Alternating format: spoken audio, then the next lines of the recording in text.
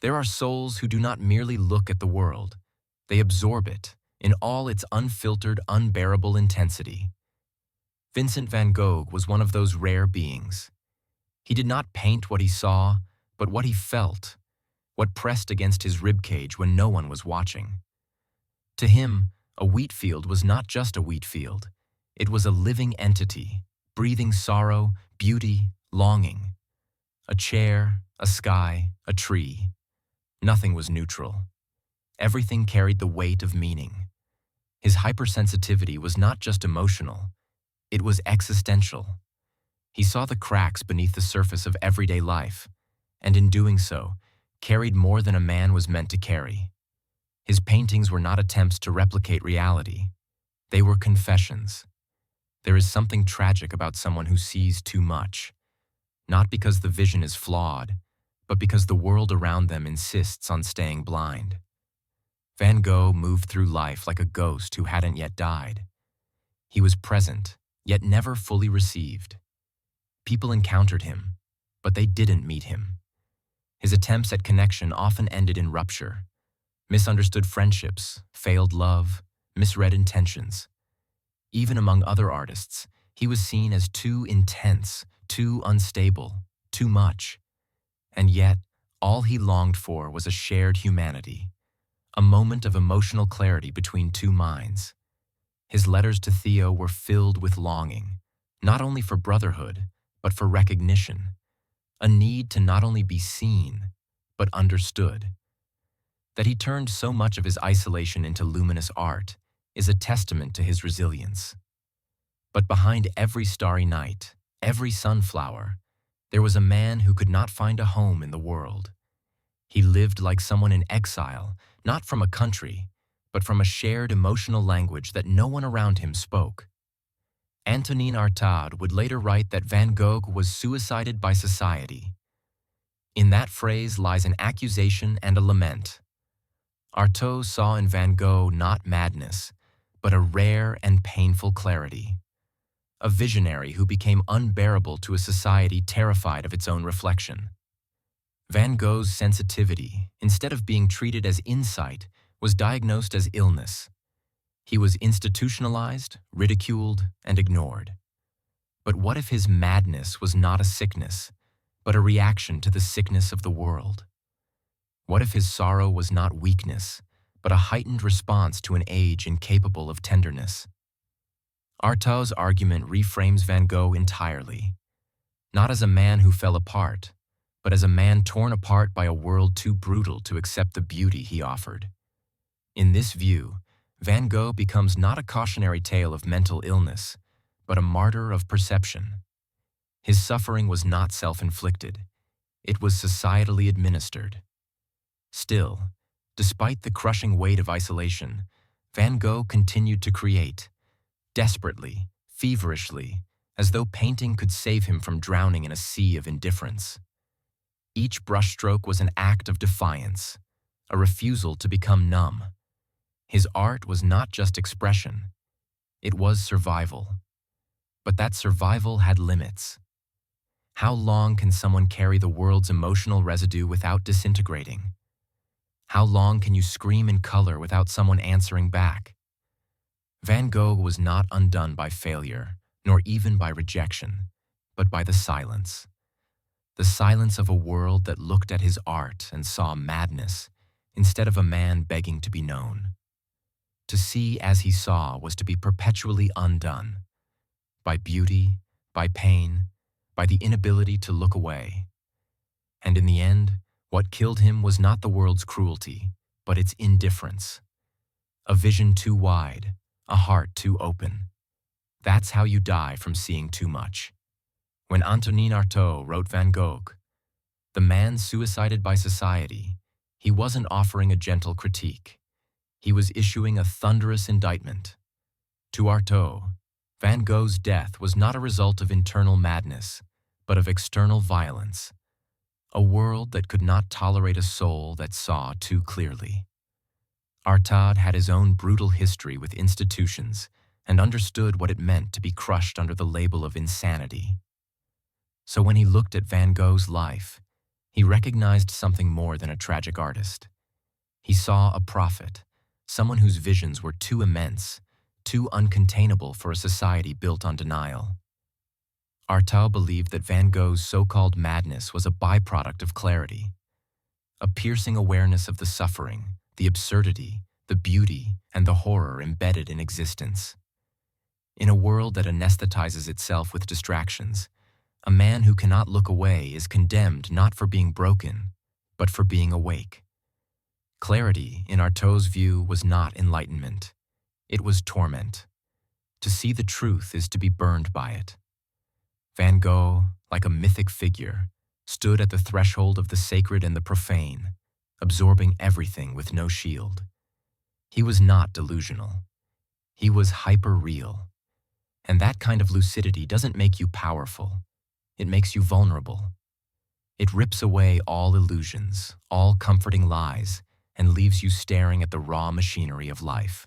Artaud's essay is saturated with rage because he knew what had been lost when Van Gogh died. Not just an artist, but a witness. A man who dared to look directly into the soul of the world and paint what he saw, even when it screamed back.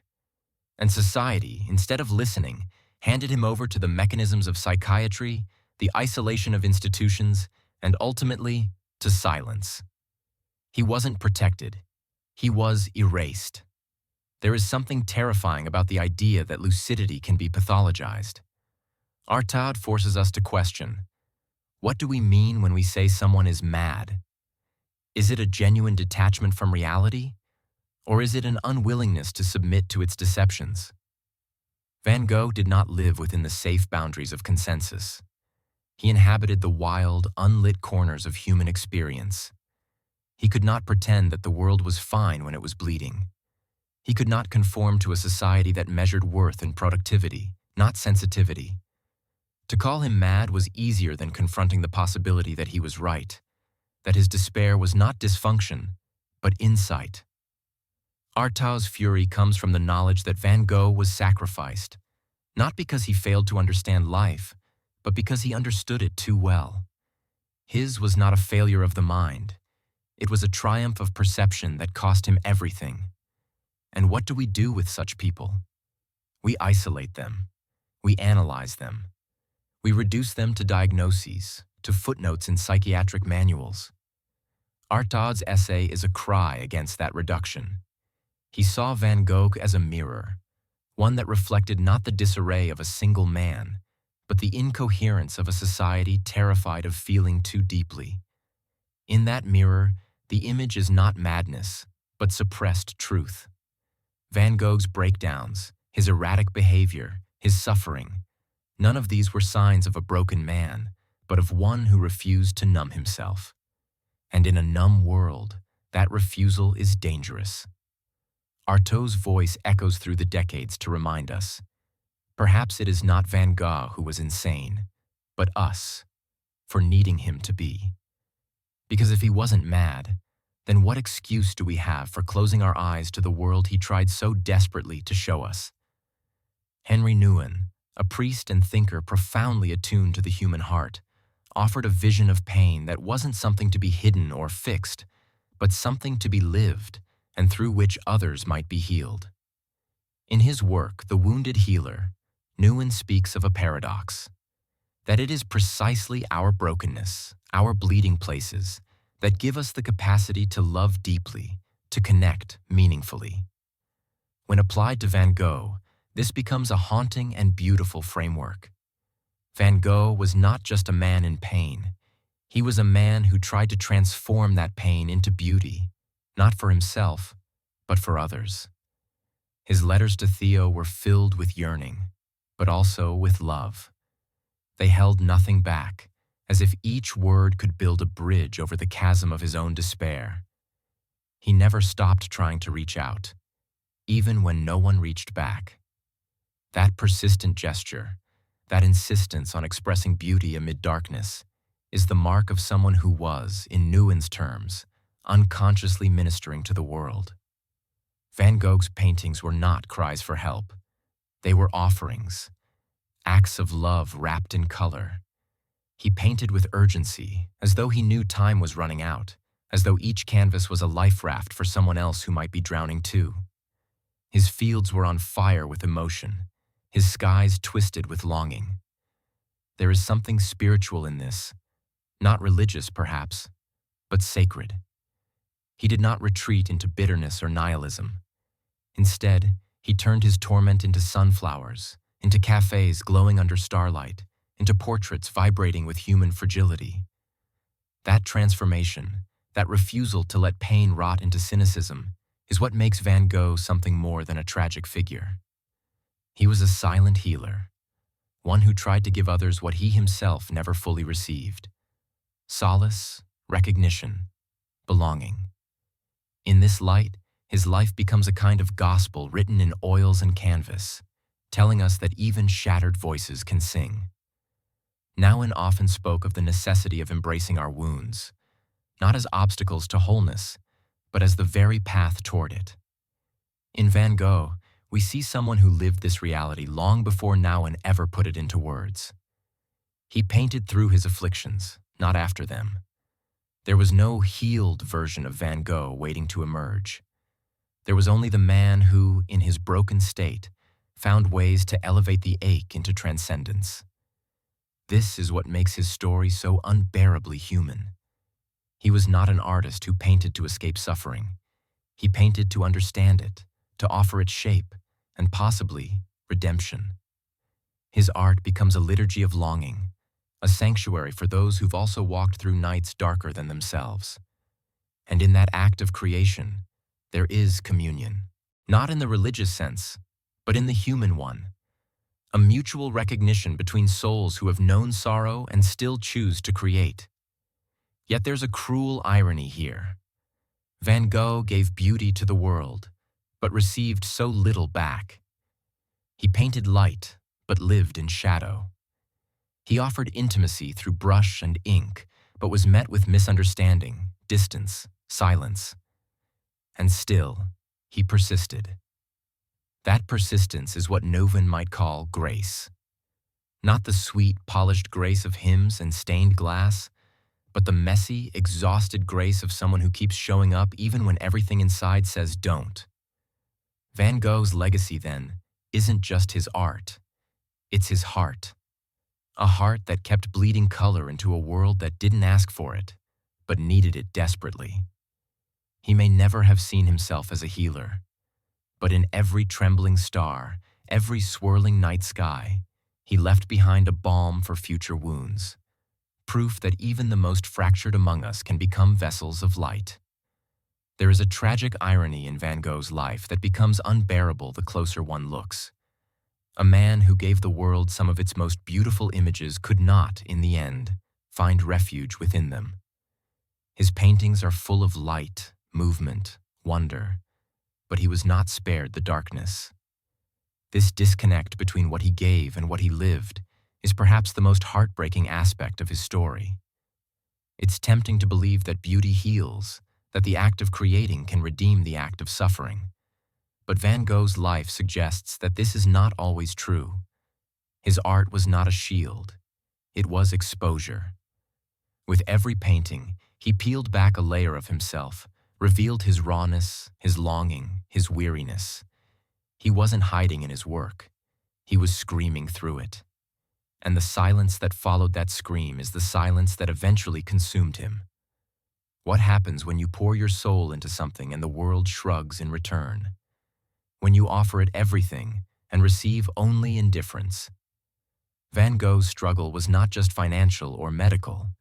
It was existential. He did not want fame. He wanted meaning. He wanted his art to be communion, not commodity. But the world was not ready. The recognition he so desperately needed did not come in time.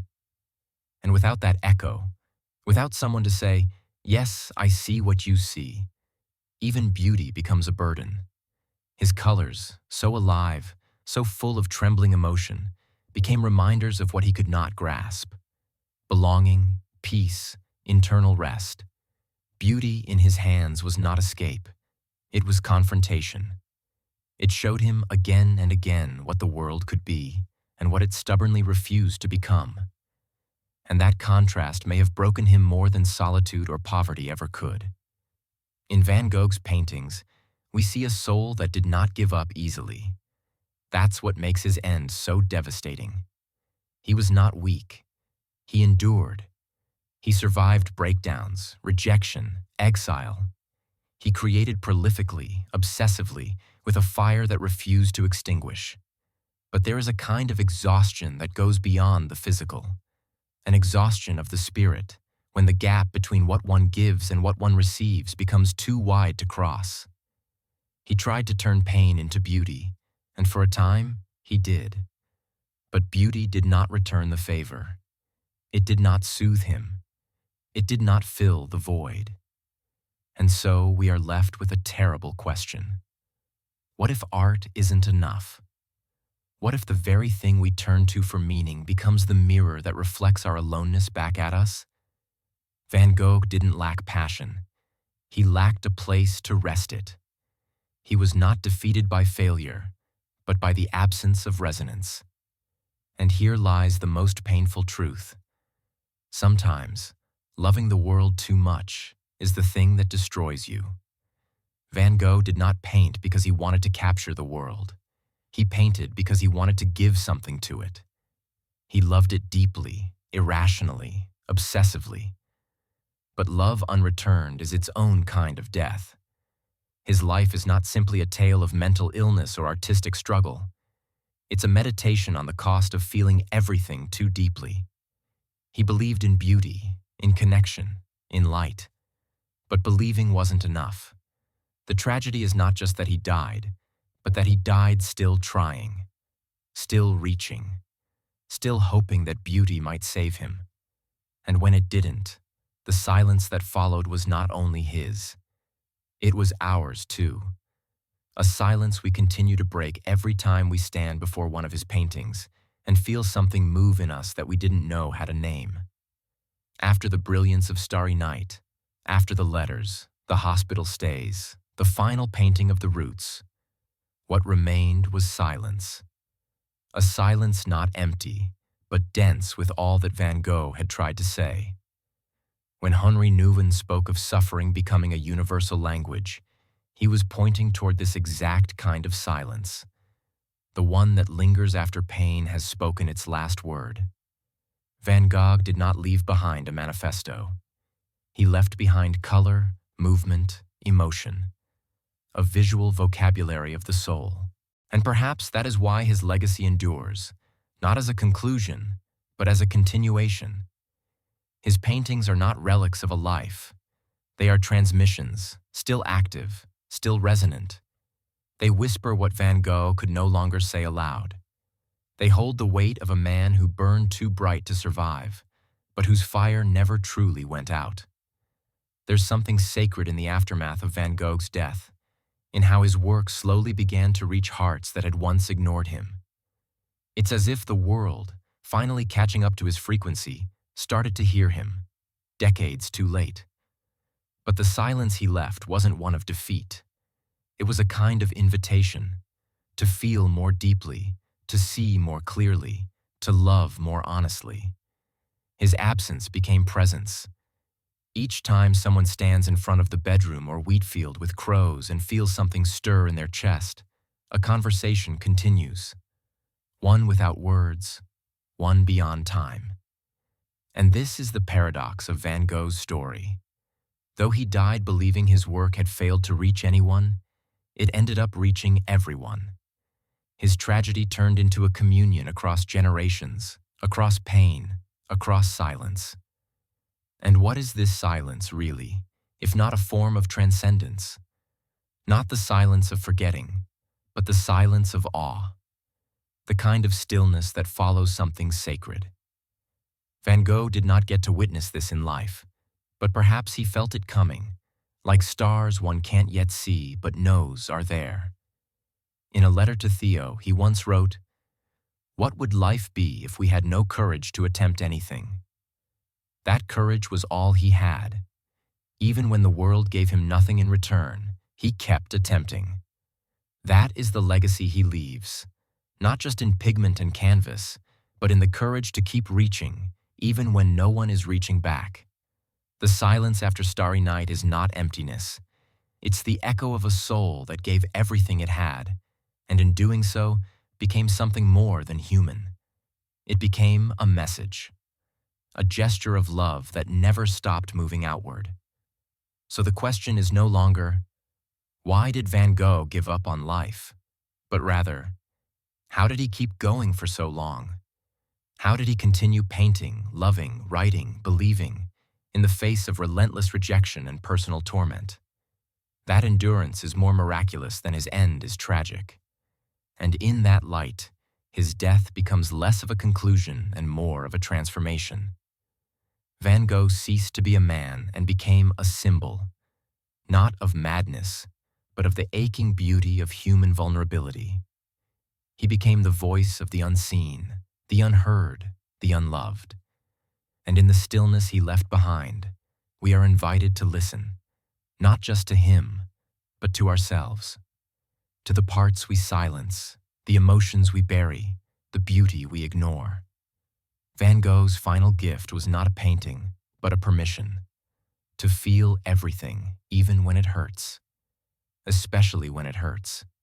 And so what remains of Van Gogh is not just a story of madness or misery, but a mirror, one that reflects the unbearable light of a soul that saw too much, felt too much, and loved too deeply. He did not paint to be understood. He painted because he could not keep it in, because the silence inside him was louder than words, and the only way to survive it was to give it form. In his skies, we see the turbulence of someone who never found rest. In his fields, we see a longing that never landed. But in all of it, we see truth, not polished, not resolved, but raw and luminous. Van Gogh died, yes, but in another way, he never stopped speaking. His life became a question that still hangs in the air. Can beauty alone save a soul that's breaking? Perhaps not. But perhaps it can save ours. When we stand before his paintings, we are not just admiring art, we are standing at the edge of someone's inner world. We are witnessing an act of bravery, of radical vulnerability. And in that, there is something sacred, something eternal. Vincent van Gogh did not survive the weight of his own light, but he passed it on. And now it is ours to carry, not as a burden, but as a reminder. That beauty still matters. That feeling deeply is not a flaw. That even the most wounded among us can become a source of healing for those who come after. The silence after Van Gogh is not an absence. It is an offering. Listen closely, and you will hear him still.